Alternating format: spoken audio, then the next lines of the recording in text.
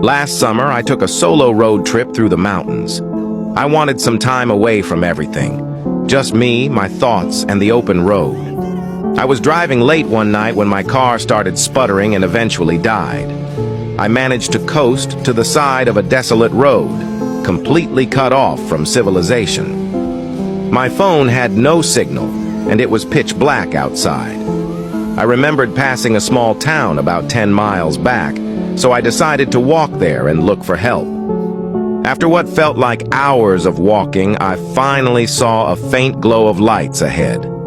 As I got closer, I realized it wasn't a town, but a single house.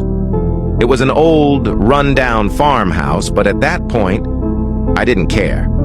I just needed a phone. I knocked on the door, and after a moment, a middle-aged woman answered.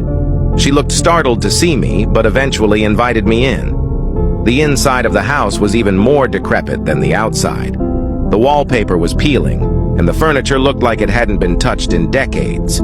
She offered me some water and let me use her phone. I called a tow truck, and they said they'd be there in about an hour. While I waited, I made small talk with the woman. She seemed nice enough, but had an odd way about her. Every now and then, she'd glance at a closed door at the end of the hallway with a nervous look in her eyes. I asked her if she lived alone, and she hesitated before saying yes. About half an hour later, I heard faint shuffling noises coming from behind that door.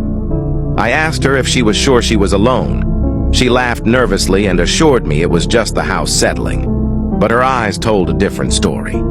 Follow for part 2.